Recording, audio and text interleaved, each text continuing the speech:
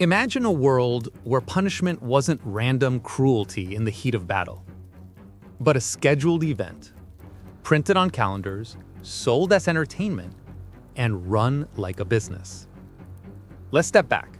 Centuries before cameras, before newspapers, before the idea of human rights even existed, European streets were packed, not for concerts or festivals, but for something far more disturbing: legally sanctioned suffering. Picture the year 1276 in Nuremberg, Germany. Hundreds of people squeeze into a public square, not to see a hanging or a simple flogging, but to witness the debut of a device no one had seen used in a courtroom before. A woman convicted of theft is marched onto a raised platform. Parents lift their children onto their shoulders to see better. Vendors weave through the crowd selling food and handbills listing the day's featured punishments.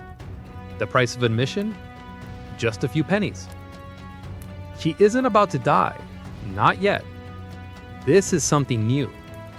A judicial invention designed for a very specific purpose: to inflict agony, prolong suffering, and leave a permanent lesson, without immediately killing the person. This was the birth of the executioner's hook.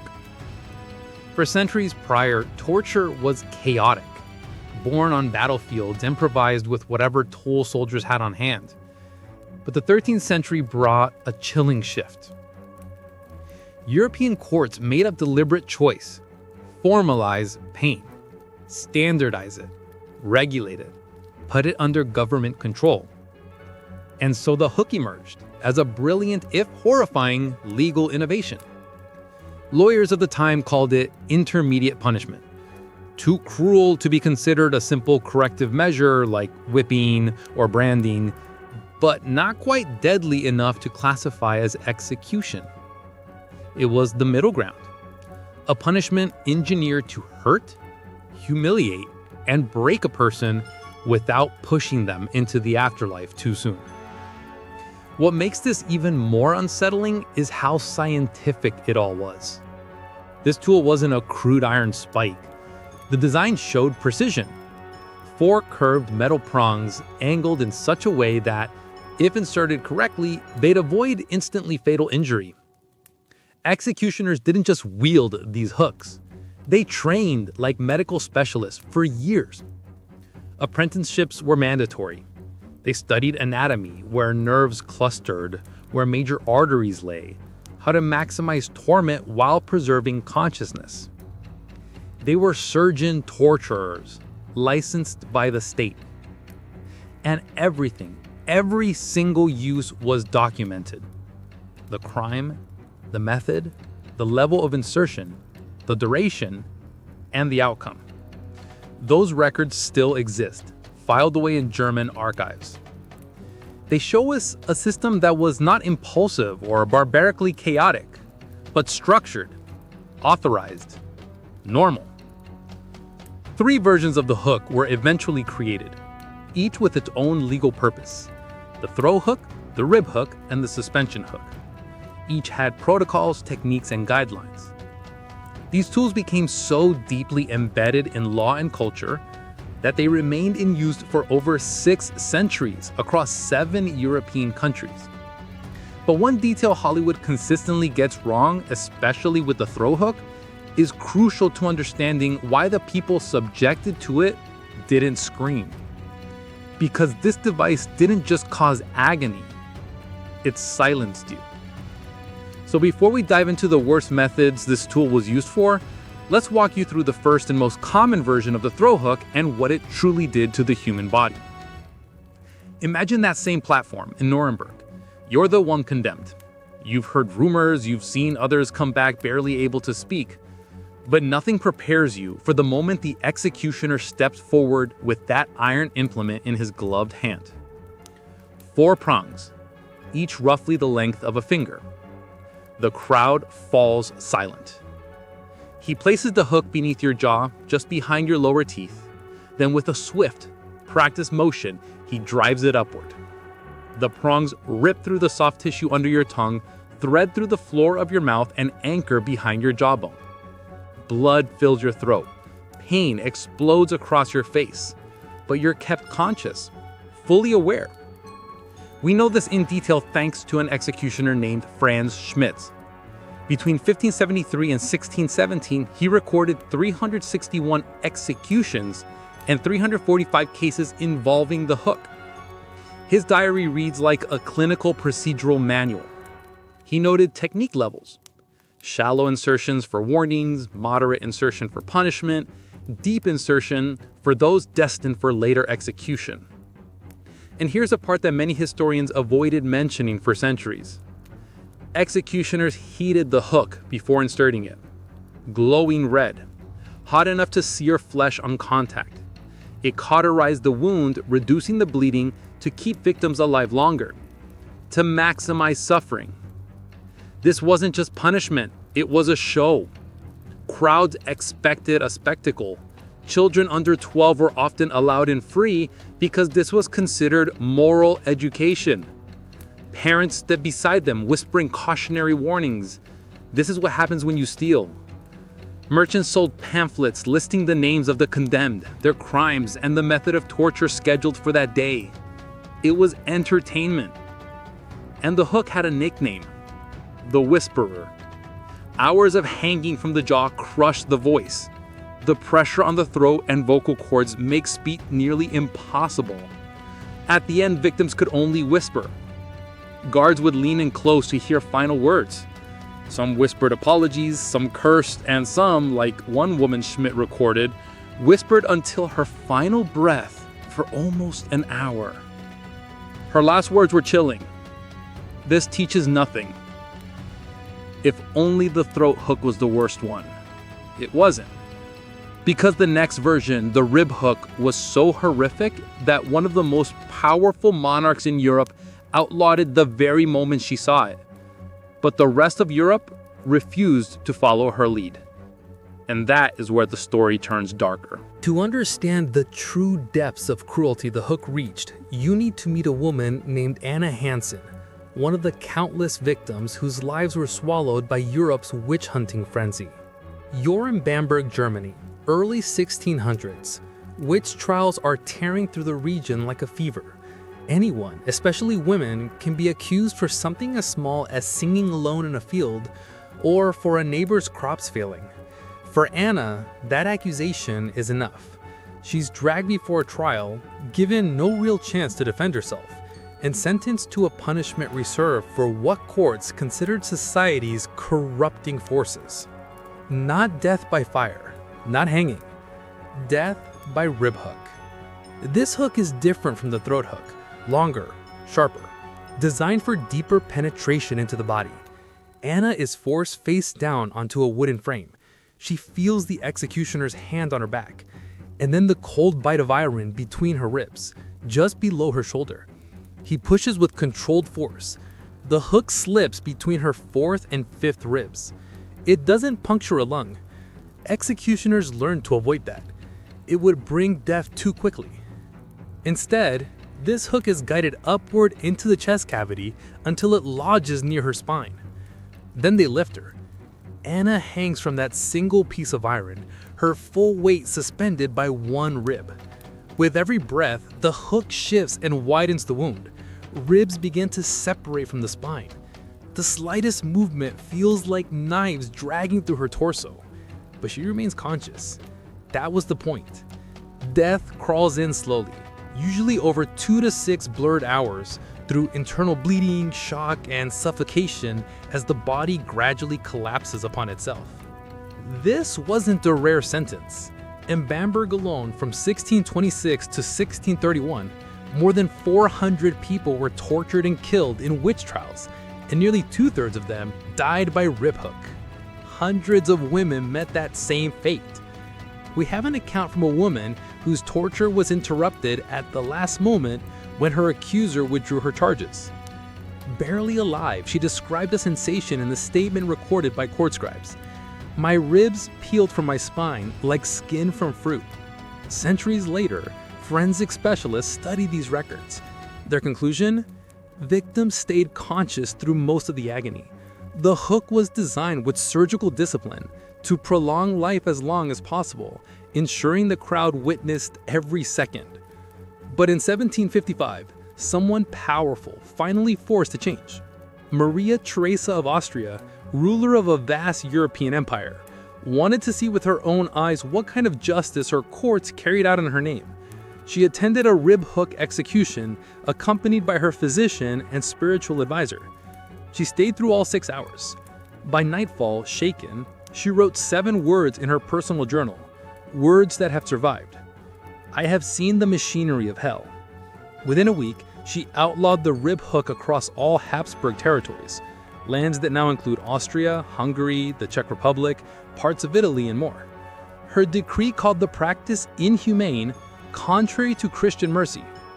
But here's the haunting part. She didn't ban the throat hook. Even after witnessing such horror, even with the authority of empire behind her, she left the throat hook legal for another 26 years. That's how deeply rooted this system was, woven into law, tradition, and the very idea of public justice. And the rest of Europe didn't follow her lead. Protestant regions in Germany ignored her reforms. The rib hook continued to be used legally for another 91 years. Records show at least another 147 more documented rib hook punishments from 1755 to 1847, mostly against women accused of adultery, heresy, or killing children. But the third method, the suspension hook, would escalate the brutality even further. And the most infamous victim didn't just die. Her execution became the spark that helped ignite one of the deadliest religious wars in European history. Her name was Hildegard Hill-Faken. Her punishment was so public, so theatrical, so horrifying that her body was displayed for weeks in front of crowds of thousands. And the aftermath of her execution left a mark on Europe that has never fully faded.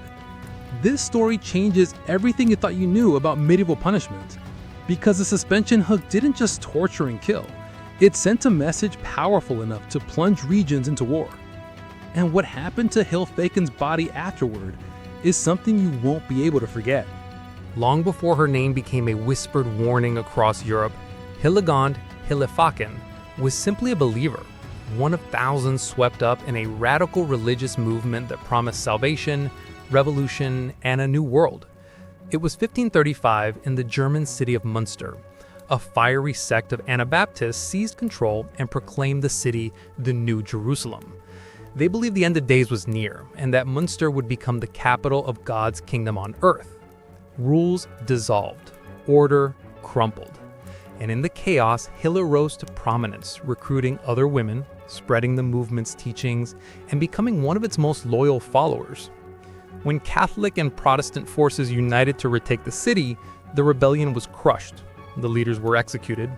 But Hille, unyielding even in defeat, refused to renounce her beliefs. Her punishment would not be quick. It would not be private. It would be staged for maximum fear. The sentence, death by suspension hook. This was the most dramatic and most publicly humiliating use of the hook ever devised. Unlike the throat or rib hook, the suspension hook wasn't intended to kill immediately. It was meant to send the warning that could be seen from miles away. The process was grimly simple. A sharpened hook, sometimes the thickness of a thumb, was forced through the victim's shoulder or hip. Shoulders were more common, just above the collarbone, threaded through muscle and bone. Attaching ropes and pulleys, executioners hoisted the victim up the side of a building, often a church tower, the tallest structure in town. And that's what happened to Hille. Before a crowd that would soon swell to 10,000, she was pierced, lifted, and left hanging on the exterior of St. Lambert's church tower, the same tower where 3 iron cages still hang today. On the first day, Hille preached. Witness letters describe her shouting down to the crowds, calling them to repentance, vowing that God would judge those who condemned her. People from surrounding towns traveled to see her. For some, she became a symbol. For others, a spectacle. By day 3, her voice had broken. She could no longer shout, only speak in hoarse, ragged breaths. By day 5, she whispered. Her body remained alive, sustained by sheer endurance, adrenaline, and the cruel placement of the hook that avoided arteries and organs. The wind tore at her clothes. Birds circled overhead.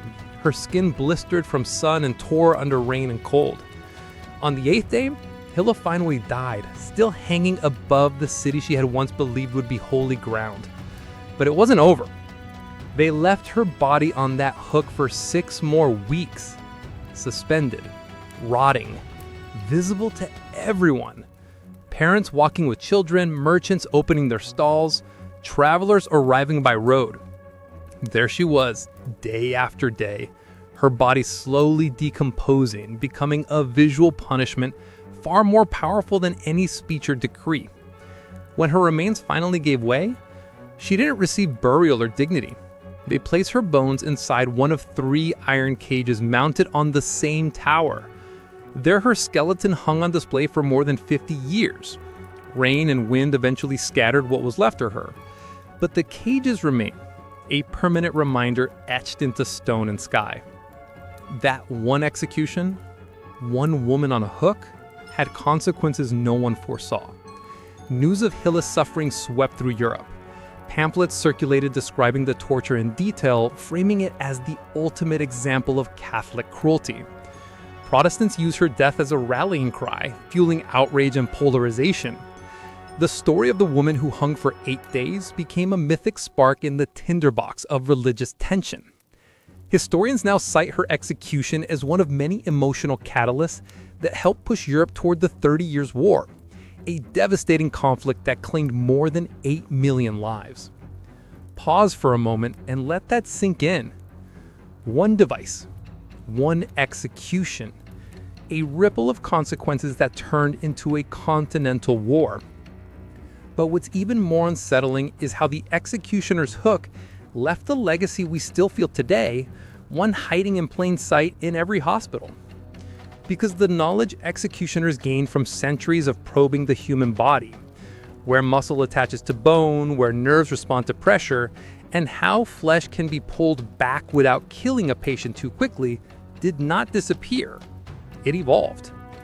Executioner manuals became early anatomy references. Techniques meant to prolong suffering were repurposed into procedures meant to prolong life.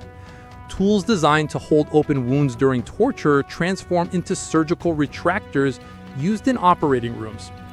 In 1847, a German surgical textbook openly referred to modern retractors as modified suspension instruments. In other words, medical science, in part, grew from the blueprints of torture. Franz Schmidt, the executioner whose diary we mentioned earlier, recorded hundreds of hook procedures with meticulous detail. That very diary was used in German medical schools as a teaching reference until 1903. Think about that. A torture manual became a medical resource. Human suffering studied and standardized for centuries became data that shaped anatomy, surgery, and the modern understanding of the human body. But the hook story wasn't finished. Its final, infamous chapter didn't unfold in a medieval square or under a monarch's rule or during a witch trial. It happened in America. And it ended with a horror so shocking that within 48 hours laws changed, not just in one state, but across the world. Because the last person to face the executioner's hook lived not in the Middle Ages, June 8, 1866, Philadelphia County Prison.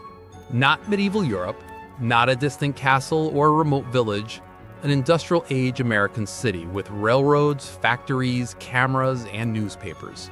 The condemned was a 34-year-old Irish immigrant named Bridget Dempsey, better known in records as Bridget Dunn. She worked as a maid. Whether she truly committed the crime she was accused of remains debated, the murder of her employer's family. Pennsylvania law at the time gave the prison warden freedom to choose the method of execution. He could have ordered a hanging, the standard practice by then, but the prison owned a curiosity, an antique German hook device kept as a historical oddity. He chose that instead. Word spread. Crowds gathered outside the walls, over 3,000 people, sensing something extraordinary was about to take place. 12 newspapers sent reporters. Someone brought a camera. This would become the first execution in history to be photographed. Inside the courtyard, Bridget was brought to the device. The executioner had never used one before. His only guidance came from outdated German manuals. What followed was a slow-motion disaster. He positioned the throat hook incorrectly on the first attempt. Flesh tore, but the prongs didn't anchor. Bridget collapsed, screaming, but alive. A second time, he tried again, fumbling through written instructions. The prongs pierced deeper, but one snapped off in her flesh. Blood poured down her neck. Outside the prison walls, the crowd could hear the screams. Nearly 2 hours passed before the hook finally held. They hoisted her up, and she hung for 40 minutes before dying. Not by design, but because the execution was so gruesomely botched. The press erupted. The Philadelphia Inquirer called it a medieval obscenity in a modern age. The Evening Bulletin wrote, "We have proven ourselves more savage than the ancients." The shockwave was immediate. Women's rights advocates, freshly emboldened after the Civil War, used Bridget's execution as proof of systemic cruelty towards the vulnerable. Religious leaders denounced it as ungodly. Lawmakers panicked. Within 48 hours, Pennsylvania outlawed all execution methods except hanging. But that wasn't the end. 2 years later, international delegates convened in Geneva to draft new standards for wartime conduct, what would become the Geneva Convention. Among the cases cited in debates on outlying archaic torture methods was Bridget Dunn's execution. Her death helped end 600 years of legal hook use worldwide. One final chilling footnote. In 2003, the very hook used on Bridget appeared at a private Boston auction. Museums refused to buy it. The Smithsonian issued a statement, "Too disturbing for educational display." It sold for $12,000 to an anonymous buyer. And the story grows stranger still. In 2019, the Medieval Crime Museum in Rottenburg, Germany was robbed. Thieves bypassed alarms and motion sensors. They ignored valuables, artifacts, and gold. They stole only 3 objects. 3 executioners' hooks. They have never been recovered. Interpol investigators suspect a collector, someone with a fascination for occult artifacts. Rumors swirl across dark web forums of buyers offering $50,000 per hook. There's a market, not just for history, but for instruments built for suffering. Franschmidt, the executioner who recorded hundreds of hook punishments, ended his journal with a single reflection. The hook teaches nothing. It only feeds wrath. He spent his life perfecting the art of cruelty. In the end, even he understood its futility. The executioner's hook wasn't a historical anomaly. It endured for 6 centuries. It was law, entertainment, science, and social control. Parents brought children to watch. Governments approved it. Churches blessed it. Journalists documented it. And society accepted it. The hooks may be gone. The practice outlawed. But the question remains, what does it say about us that we created it at all? Should the remaining hooks be displayed in museums as warnings? Should we force future generations to confront them face to face? Or does putting them behind glass risk turning them into spectacle once again?